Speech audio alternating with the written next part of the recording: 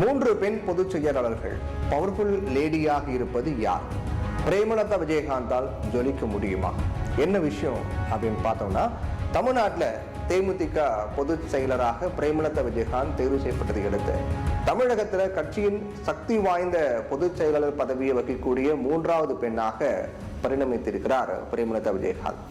ஆனால் கட்சியினுடைய செல்வாக்கு முன்ன இருந்த மாதிரி இல்லாத நிலையிலையும், விஜயகாந்த் ஆக்டிவா இல்லாத நிலையிலும் அந்த பதவி பிரேமலதாவுக்கு எந்த அளவுக்கு பவர்ஃபுல் பதவியாக இருக்க போகுது அப்படிங்கிறது மிகப்பெரிய சவாலான விஷயமா தான் இருக்கு. தமிழ்நாட்டில் திமுக, அதிமுக அதை தொடர்ந்து உருவான கட்சிகளில் பொதுச் செயலாளர் பதவி ரொம்ப முக்கியமானதா பார்க்கப்படுது. கட்சிகளுடைய தலைவருக்கு இணையான அதிகாரம் கொண்ட பதவியாக இந்த பொதுச் செயலாளர் பதவி பார்க்கப்படுது. 1977 ஆண்டு முதல் 2020 ஆண்டு வரை தான் மறையும் வரையில திமுகவின் பொதுச் செயலராக நீண்ட காலம் பதவி வகித்தவர் பேராசிரியர் க. அன்பழகன். திமுக தலைவராக இருந்த கருணாநிதிக்கு மட்டுமல்லாது அவருடைய குடும்பத்திற்கும் மிக நெருக்கமாக இருந்த நிலையில அவர் பொதுச் செயலராக நீடித்து வந்தார். இருந்தாலும் திமுகவில் அதிகாரமிக்க பதவியும் அதிகாரமிக்க முடிவுகள் எடுக்கக்கூடிய பதவியாகவும் தலைவர் பதவியே இருந்து வந்துச்சு. பொதுச் செயலாளர் பெயரில் அறிக்கைகள் வந்தாலும் தலைமையின் ஒப்புதலுடன் தான் அந்த அறிக்கை வெளியாகும்.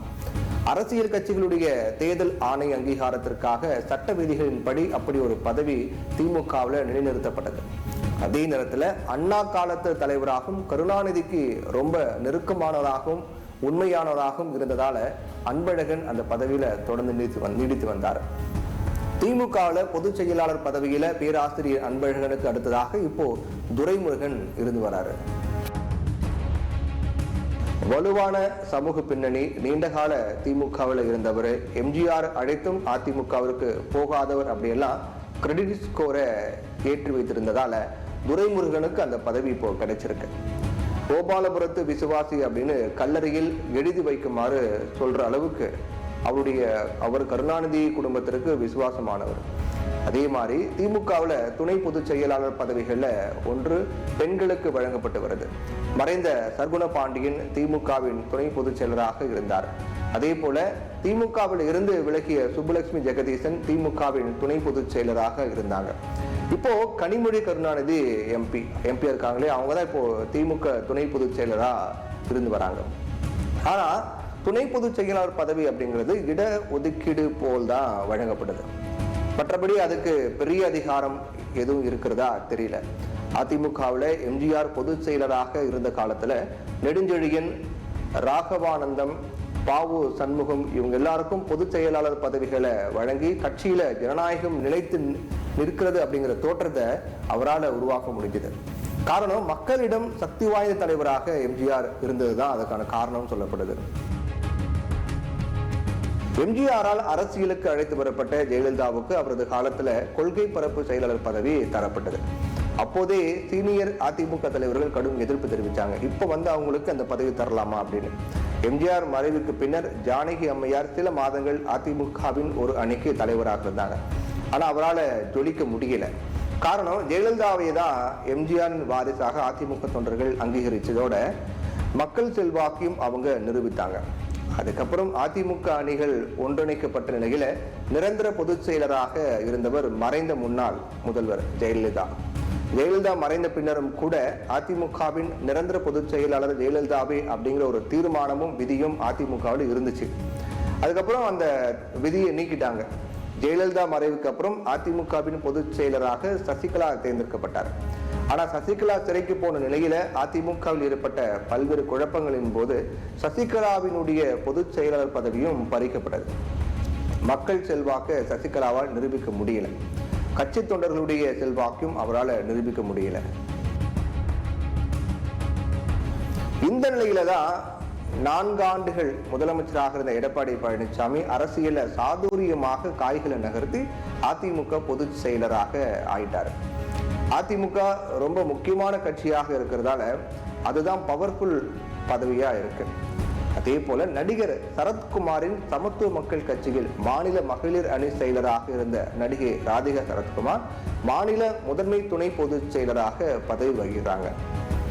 நாம் தமிழ் கட்சியில் சீமான் மனைவி கயல்விழி அந்த கட்சியின் பொதுச் செயலர் பதவிக்கு நியமிக்கப்படலாம் அப்படின்னு சொல்லப்பட்டு வருது. இந்த நிலையில தேமுதிகவின் பொதுச் செயலராக பிரேமலதா விஜயகாந்த் நியமிக்கப்பட்டிருக்கார். இதுவரை தேமுதிக நிறுவன தலைவர் விஜயகாந்த் பொதுச் செயலாளர் பதவி வகித்து வந்தார். அவருடைய உடல்நிலை பாதிக்கப்பட்டிருக்கிறதால அவருடைய மனைவி பிரேமலதா இப்போ தேமுதிகவுடைய பொதுச் செயலரா தேர்ந்தெடுத்தாங்க. உடல்நலக் குறைவு காரணமாக கட்சியின் நிறுவன தலைவராக மட்டுமே விஜயகாந்த் தொடர்றார். கடந்த சில ஆண்டுகள் காலமாகவே உடல்நலக் குறைவு காரணமா விஜயகாந்த் பொதுக்கூட்டங்களை பேச முடியாத நிலையில இருக்கார். கையை உயர்த்தி மட்டும் காட்டுவார். கடந்த 2011ஆம் ஆண்டு சட்டசபை தேர்தலில் தேமுதிகவுக்காக பிரச்சாரம் மேற்கொண்ட பிரேமலதா கடந்த 2018ஆம் ஆண்டுல கட்சியின் பொருளாளரா ஆனாங்க. 2011ஆம் ஆண்டு நடைபெற்ற சட்டசபை தேர்தலில் அதிமுகவோட கூட்டணி அமைத்தது தேமுதிக. தமிழ்நாடு முழுக்க பிரச்சாரம் செய்து பேசினார் விஜயகாந்த். மிகப்பெரிய வெற்றியும் பெற்றாங்க தேமுதிக. திமுகவை பின்னுக்கு தள்ளிட்டு எம்எல்ஏவாக தேர்ந்தெடுக்கப்பட்ட விஜயகாந்த் எதிர்க்கட்சி தலைவராக சட்டசபையில அமர்ந்தார். சட்டசபையில ஜெயலலிதாவிற்கு எதிராக பேசியதால அதிமுக தேமுதிக கூட்டணி முறிந்து போனது. திமுக அதிமுகவிற்கு தமிழ்நாட்டில் 3வது அணியாக உருவெடுத்த தேமுதிக கட்சி அதற்கு பிறகு மெல்ல மெல்ல காணாம போக தொடங்கிச்சு.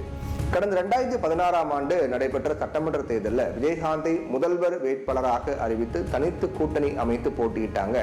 தொடர்ந்து தேமுதிக தலைவர் விஜயகாந்திற்கு உடல்நலக் குறைவு ஏற்பட்டு அவரால் சரிவர பேச முடியாத நிலை ஏற்பட்டதிலிருந்து அவருடைய மனைவியும் தேமுதிகவின் பொருளாளருமாக இருந்த பிரேமலதாவை கட்சியை வழிநடத்தி வந்தாங்க.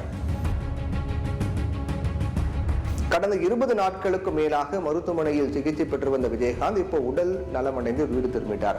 முதன்முறையாக கட்சியின் பொதுக்குழு கூட்டத்தில் பங்கேற்றார். தேமுதிகவின் பொதுச் செயலராக பிரேமலதா விஜயகாந்த் அறிவிக்கப்பட்டிருக்காங்க. நாடாளுமன்ற தேர்தல் கூட்டணி அமைப்பது பற்றியும் தேர்தல் யுக்திகளை வழிவகுக்கவும் தேமுதிக நிறுவன தலைவர் கேப்டன் விஜயகாந்த் அவர்களுக்கு முழு அதிகாரம் வழங்கி தேமுதிக பொதுக்குழு நிறைவேற்றி இருக்கு தீர்மானங்கள் எல்லாம் எந்த அளவுக்கு செயல்படுத்தப்படும் அல்லது எப்படியெல்லாம் செயல்படுத்தப்படும் அப்படிங்கிறது தமிழக மக்களுக்கு தெரியாத விஷயம் கிடையாது. இந்த நிலையில பசங்க எதற்கும் துணிந்தவன் உள்ளிட்ட படங்களை இயக்கிய பசங்க எதற்கும் துணிந்தவன் இந்த மாதிரி நிறைய படங்களை இயக்கிய இயக்குனர் பாண்டியராஜ் தன்னுடைய எக்ஸ்தல பக்கத்துல விஜயகாந்த் அவங்களுக்கு இப்போ சரியான ஓய்வு தேவை, அவர் பூரண குணமடையும் வரை அவரை இப்படியெல்லாம் கஷ்டப்படுத்தாதீங்க ப்ளீஸ், பிடித்த ஒரு நல்ல மனிதரை இப்படி பார்க்க ரொம்பவே கஷ்டமா இருக்கு அப்படின்னு பதிவிட்டு தன்னுடைய கோரிக்கையை வச்சிருக்காரு. விஜயகாந்த் தொண்டர்களை சந்தித்தால் இன்னும் குணமடைவார் அப்படின்னு தான் அவரை அந்த விழாவுக்கு அழைத்து சென்றதாக தேமுதிக தரப்புல தகவல் தெரிவிக்கப்பட்டது. ஆனா இன்னைக்கு இருக்கக்கூடிய நிலையில விஜயகாந்தும் தேமுதிகவின் பொதுச் செயலராக இல்லாத நிலையில திமுக அதிமுக கட்சிகள் தேமுதிகவை ஒதுக்கி வைக்கவே ட்ரை பண்ணுவாங்க. பாஜகவும் ஏறக்குறைய அதே நிலைப்பாட்டை தான் எடுப்பாங்க. இல்லையில் சிறிய கட்சிகள் வரிசையில தான் அதை நிறுத்துவாங்க.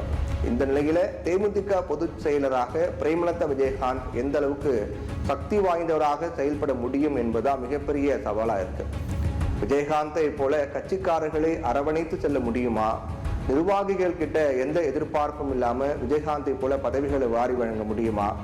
எல்லாத்துக்கும் மேலாக தேமுதிகவை நிலைநிறுத்த அவரால் இயலுமா அப்படிங்கிறதா $1 மில்லியன் கேள்வியா இருக்கு.